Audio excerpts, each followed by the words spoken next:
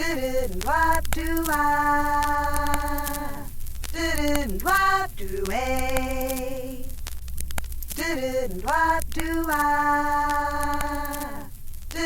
What do I?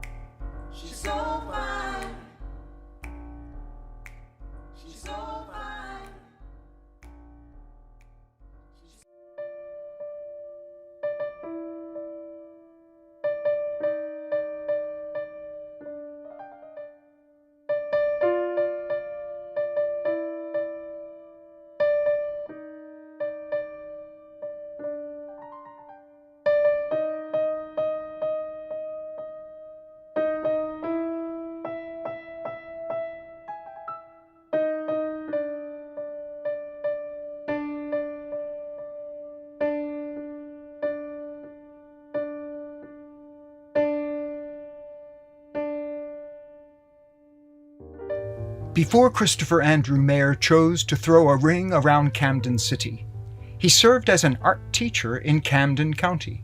He shared his love of art, music, and ideas with nearly 10,000 students over 30 years before retiring in 2004. In order to clear his mind of the clutter of pop culture, he picked up and moved to Costa Rica, where he built a house overlooking the jungle and enjoyed directing holiday stage shows for expats in the tropics. Returning to the United States in 2012, Christopher gravitated to Camden City, residing for 7 years in this early 20th century factory building known as the Victrola. It had recently been renovated to offer comfortable apartment living on the Camden waterfront. His bold new frontiers included smartphones, fast internet, and city living itself. The city of Camden is located across the river from Philadelphia and along the interstate between New York City and Washington, D.C. The Victor and the riverfront landscape, covering 37 acres, was the birthplace of the gramophone industry. 8 million gramophones were fabricated in the woodworking shops behind these brick walls. The tower you see here is known as the Nipper Tower because it is crowned with 4 matching stained glass windows, each 14 foot in diameter, featuring the world's first and most famous advertising mascot, Nipper, who was a real dog in the late 1880s, and he was named Nipper because he had a bad habit of biting people's ankles.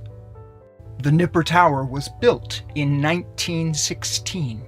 100 years later, it occurred to Christopher to alert his community of the building's centennial. In May of 2016, he wrote an essay and practiced reading it aloud to a small group of volunteers in the community center. The one-man show you are about to see about the relatively unknown genius behind the gramophone industry is the full flowering of that essay. And the opening line has remained exactly the same ever since that very first practice session. I come to you as an old man.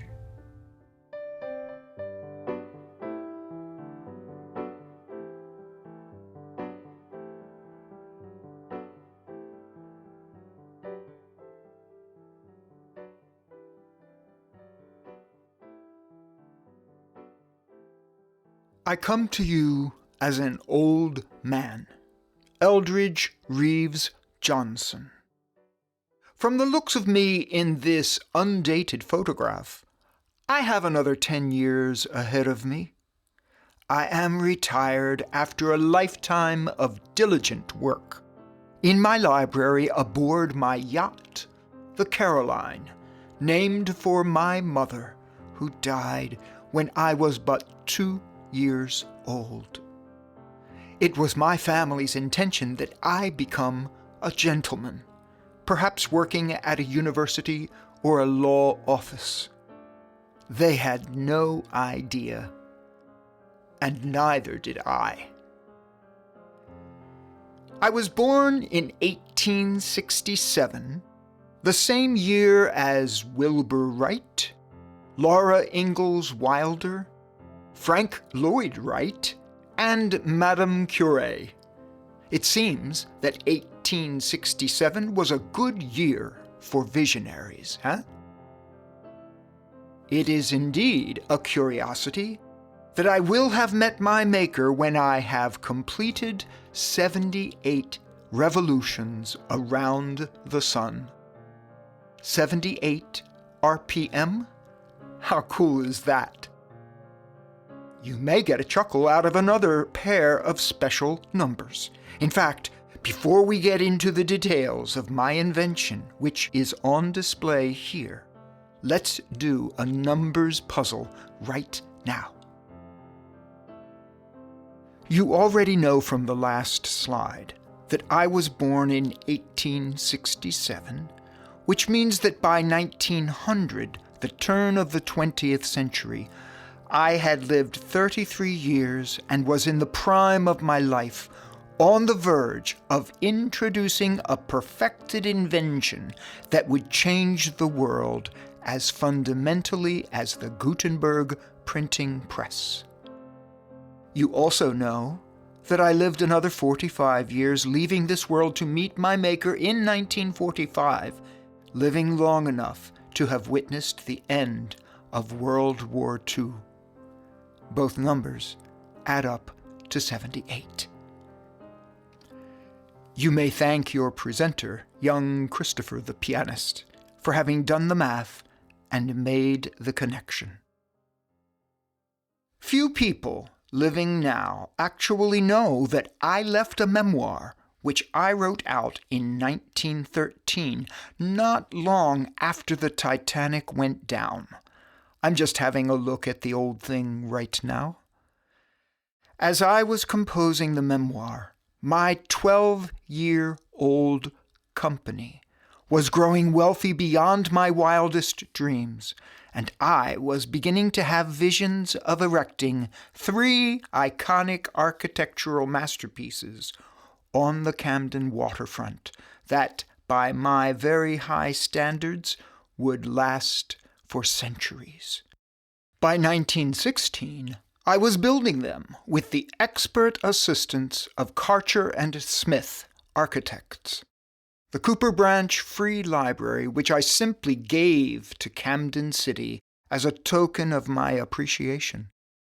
And I topped it off by gracing it with a bronze statue of Peter Pan by Sir George Frampton, one of 6 in the world. I put up the Nipper Tower, crowning the ever-expanding Victor talking machine cabinet factory, which, by the way, has become the ultimate symbol for Camden, and is now a loft apartment building. And last but not least, my new executive headquarters, which I simply called Building Number 2. It was designed in 1916 with central air conditioning and a central vacuuming system. Future stars who would sign contracts here with RCA Victor would include Leadbelly, Woody Guthrie, Frank Sinatra, and Elvis Presley. In this photograph, I am surrounded by books, which is quite a stretch, because in 1882, at my Dover Academy graduation, I was dismissed by the school's director as being, and you'll pardon me if I quote him directly, "too goddamn dumb for college," he said. "Go and learn a trade." A trade? What should I do? Carpenter? Plumber? Well, that was a rather novel trade in 1882. Electrician didn't quite exist yet. In my teen years, I knew I was fascinated by how things worked. The water pump outside the kitchen door. The new contraption in the school office called a typewriter. And especially 2 items on display at the Philadelphia Centennial in Fairmount Park. Imagine a 9-year-old child getting a glimpse of a new machine that would eventually become a player piano. The Polyphon music box seemed to whisper, "Take me home with you." So my father, Mr. Asa Johnson, apprenticed me, a clueless teenager fresh out of school, to a Philadelphia machine shop where my cousin worked, and with whom I was to share living quarters. After 5 long years laboring as the sweeper and the stock boy and the set-up apprentice, I myself became a machinist in my early 20s, and I found a steady job across the river in Camden, New Jersey. My hands blackened with grease and soot, working on a daily basis with gears, springs, castings, nuts, and bolts in the full flowering of America's Industrial Revolution. The Eiffel Tower was being built in Paris, and the entire world was brimming with mechanical inventors. Part of my job in Camden, New Jersey, was to assess whether each inventor who crossed my threshold had money to pay for his bright ideas to become reality. To back up for a moment, while I was trying on my first pair of work boots in the Philadelphia machine shop, my future business partner 16 years my senior, inventor Emil Berliner was, unbeknownst to me, already busy in 1882 perfecting the carbon microphone, which was a useful improvement to Alexander Graham Bell's new telephones. Once Emil Berliner made money with that little microphone sound transmission gadget, he turned his attention to another aspect of sound: recording. He developed a flat disc turntable machine he called the gramophone. The term phonograph was already owned by Thomas Edison. More about that later.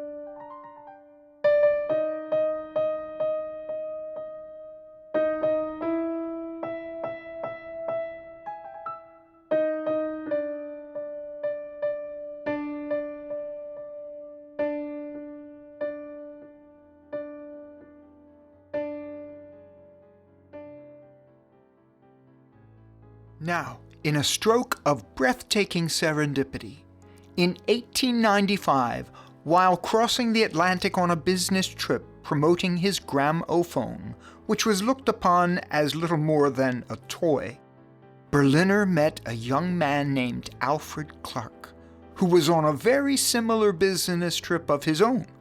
During the previous decade, Alfred Clark had worked closely with Thomas Edison on Edison's cylinder phonograph.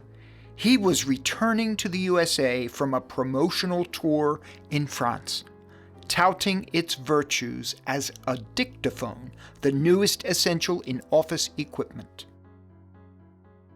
When Clark saw Emil Berliner's flat disc gramophone, he knew he was looking at the future of sound recording. For a flat disc recording in concept could be stamped to create multiple copies. An Edison cylinder was not meant to be copied. It was meant to be recorded upon and then shaved clean for future use. One might say Clark jumped ship, for he immediately left Thomas Edison to work with Emil Berliner on perfecting the flat disc gramophone. Now, putting the five men I just mentioned, Alexander Graham Bell, Thomas Edison, Emil Berliner, Alfred Clark, and my own young self, into a single image that describes our relationship over 2 decades, is a tall order. But that rascal Christopher has managed to Photoshop it into a cohesive whole. Let's have a look at us, appearing all together for the very first time in history. Well, maybe.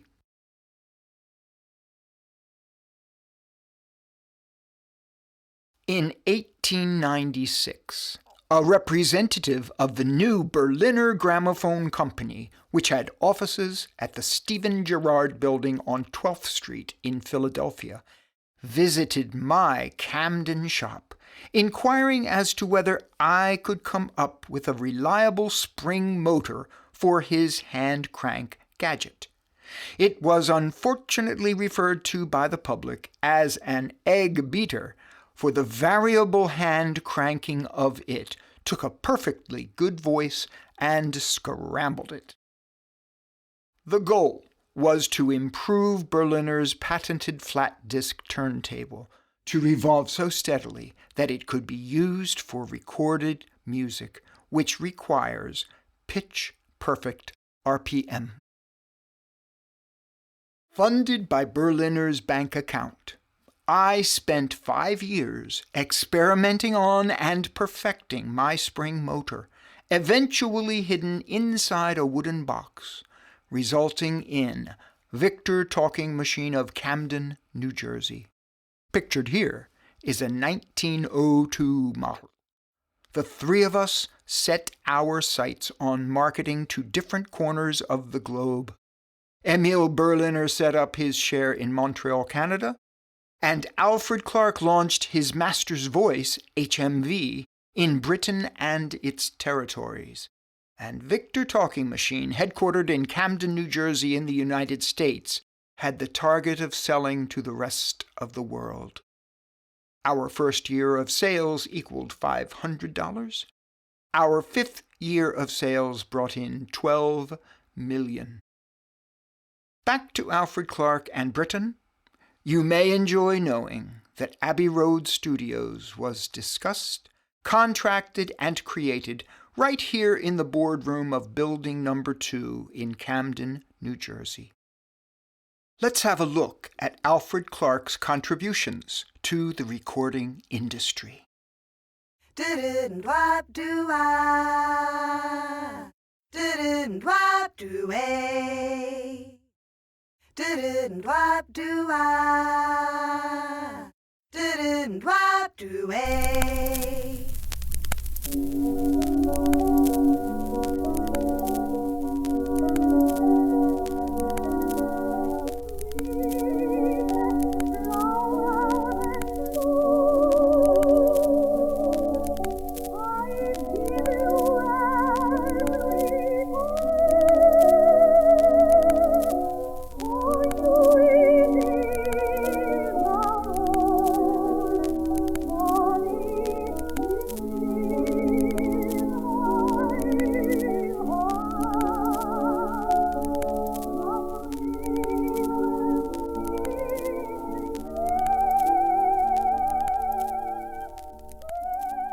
From 1901 to 1905, I had many satisfied customers, but also dissatisfied customers.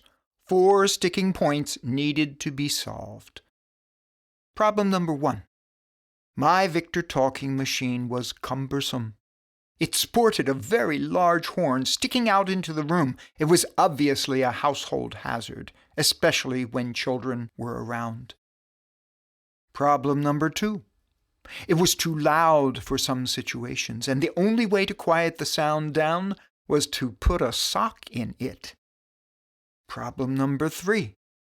The machine required a tabletop of its own to be placed upon. Problem number 4. The records themselves and the needles and rags all required a separate storage space. I considered this, and after a few years of study and hundreds of drawings, in 1906 I unveiled the Victrola, a piece of fine furniture with a small footprint. The name accessed the very popular "ola" suffix, which was already familiar to music lovers as the player piano trade name pianola, as well as the art supply company Crayola, and the leisure pick-me-up carbonated soft drink Coca-Cola. Even the novel instant breakfast food granola was getting in on the act. Initially, Victor Talking Machine outsourced these large, complicated cabinets to Pooley Manufacturing Company in Philadelphia. But as we grew, we built our own cabinet workshops and imported the finest woodworkers to create various levels of quality carving for our various customers' pocketbooks. We reconfigured the speaker horn and tucked it underneath the turntable, which put it out of sight. We also aimed it to the front of the cabinet instead of off to the side. And we even provided a handy pull-out rack to hold a few records. Cabinet doors were designed to conceal the mouth of the speaker, which quieted the sound down quite nicely, and the rude phrase, "put a sock in it," became associated with old people. The cabinet itself provided plenty of storage space below the turntable and horn for the many Victor record albums I was hoping my customers would buy. Properly outfitted by someone with big bucks, this cabinet could hold 120 records in 16 multi-sleeved albums. I invented that. I am a sentimental soul.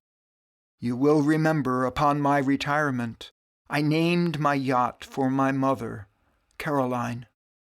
And I also kept my original little Camden machine shop at 108 Front Street for more than a decade past its usefulness. It was a very sad moment for me in 1914 when I had to approve its demolition to make way for building number 1, our new expanded Victor shipping department, which connected to our cabinet factory and our motor works on various levels. I love thinking about the past as well as the future, as painful as the present might become in the transition.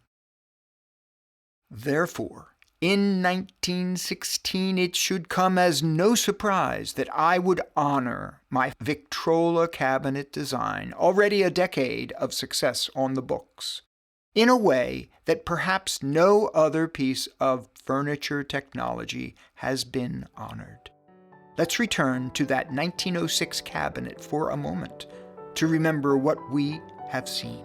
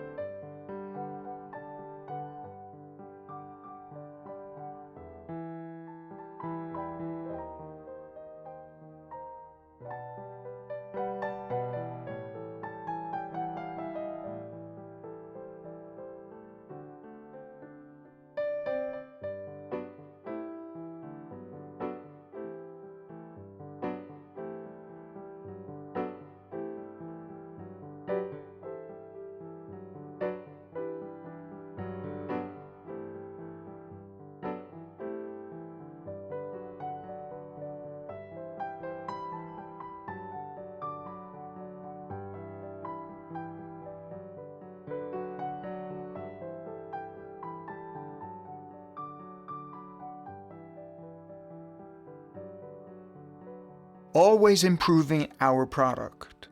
After 6 years of Victrola production, in 1912, we adjusted this original Victrola cabinet design by simplifying the cabinet doors, streamlining the cabinet storage to offer horizontal flat record storage, and widening the horn to become rectangular. You might enjoy knowing that less than 3 decades after introducing Victor Talking Machine, thanks to my inquisitive nature and tenacity, I sold the little business I had founded in Camden, New Jersey, called Victor Talking Machine, to RCA, that's Radio Corporation of America, for $25 million. That's a third of $1 billion in 21st century money, thereby becoming one of the wealthiest men in America in 1928. And just for the record, I did not put my money into the stock market. Instead, I founded the University of Pennsylvania School of Medical Physics. I had my architects, Karcher and Smith, design and build Moorestown Community House in Moorestown, New Jersey, and Marion Tribute House in Lower Marion Township, Pennsylvania. And as a trinket, I bought myself the original manuscript of Lewis Carroll's Alice in Wonderland, and offered facsimiles to any child who requested it. Thus, I am aboard my own personal yacht, and I am partnering in my retirement with the Smithsonian Institute on the brand new field of underwater photography. I don't recall hearing whatever became of my high school director back in Dover, Delaware.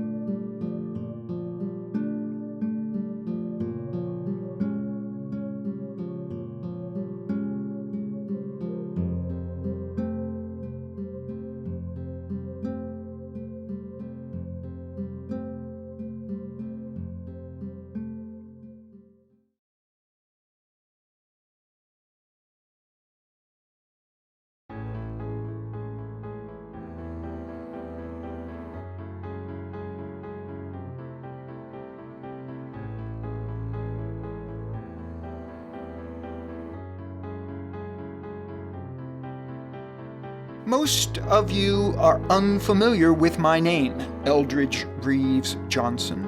And curiously, that was my intent all along. You see, I began as a machinist by following quite closely in the footsteps of another inventor whose name you all know quite well, Mr. Thomas A. Edison.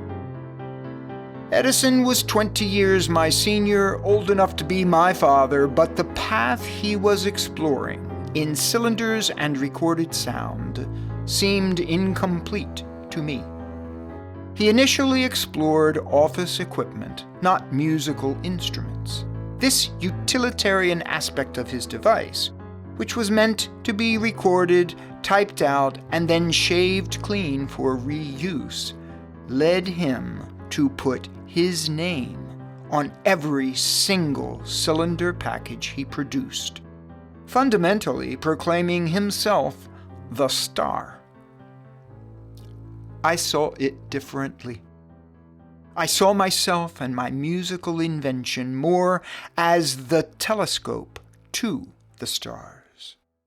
Therefore, our paths diverged, and it came to pass that by following my instincts, I pioneered the entirely successful home entertainment industry. Let's see if we can identify these stars that are commonly known around the world.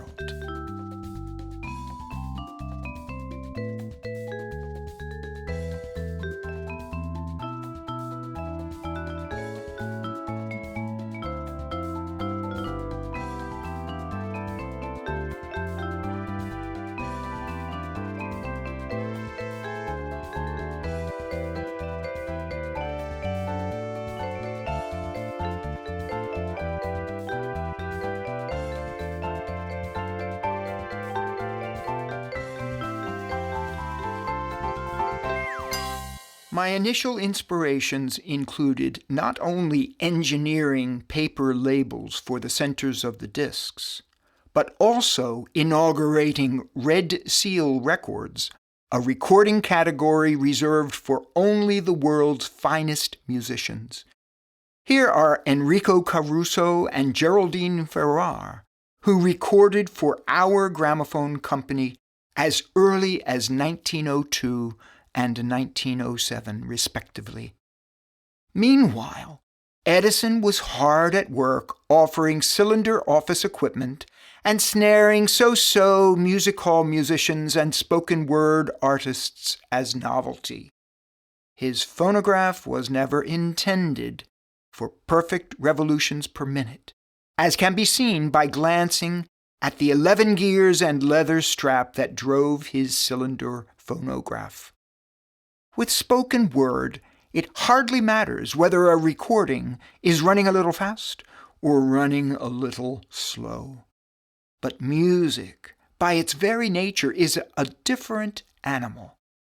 And by the way, speaking of animals, I'll be much obliged if you'll notice I kept my personal name and photograph off the label. I will leave it to you to figure out how Edison might have felt about my using Nipper the dog on all of my labels, including advertisements that advised, "Look for the dog," rather than Tom's photograph and signature. As Red Seal Records took off, I knew in my heart of hearts that the business I was creating was of major significance to world culture. For recording the human voice in song was nothing less than absolutely new. It was as new and as valuable an idea as the Gutenberg printing press, which was invented in Mainz, Germany, 1466. So, because this was uncharted territory, I collected and kept detailed data of every single aspect of my endeavor for the 25 years that Victor Talking Machine was under my exclusive control. With great forethought, care, and expense, I built a secure, fireproof warehouse out on the Camden waterfront for all of this information to be stored, which I dubbed the vault.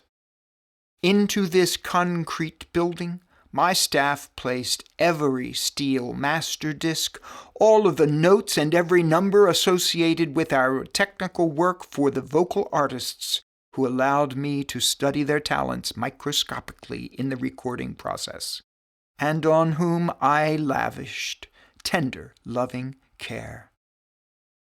When I sold my company to RCA in 1927, I knew the vault on the Delaware riverfront was safe from the fiery fate of the fabled Library of Alexandria 2,000 years ago, torched at the hands of the Romans.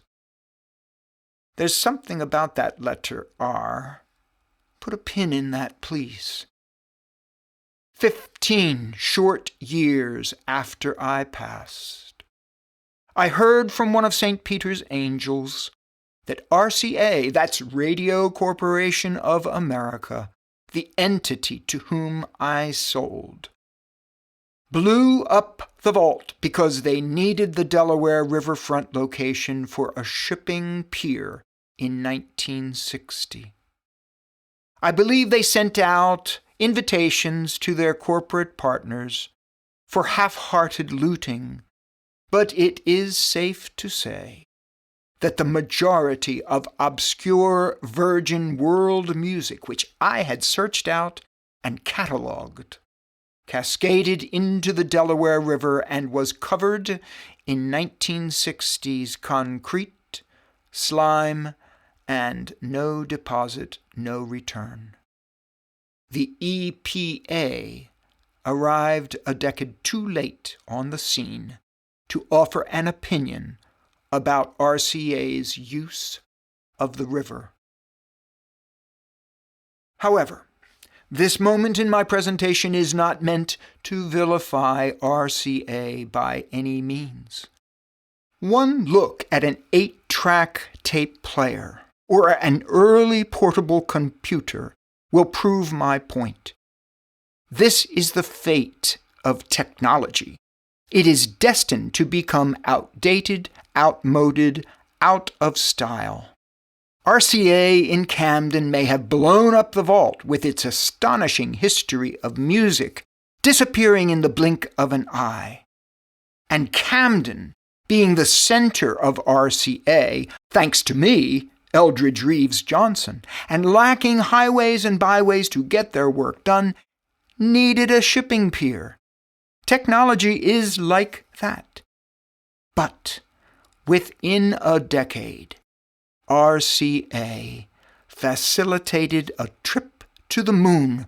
Neil Armstrong's statement, "One small step for a man, one giant leap for mankind," was heard on Camden's RCA space communications platform. Forget old shellac records played on wind-up machines. And while the world may have lost actual recordings of early 20th century music from all continents, what we gained in the wrestling match is a global awareness of our beautiful planet Earth. We are indebted to RCA, much as we are indebted to our parents and teachers, as backward as they may seem to us in our growing years. This is an image that I never saw nor conceived of during my playful time among the living. There is a saying, "All is vanity." I did not approach my life in that way. Perhaps that is the very reason the world does not even know my name.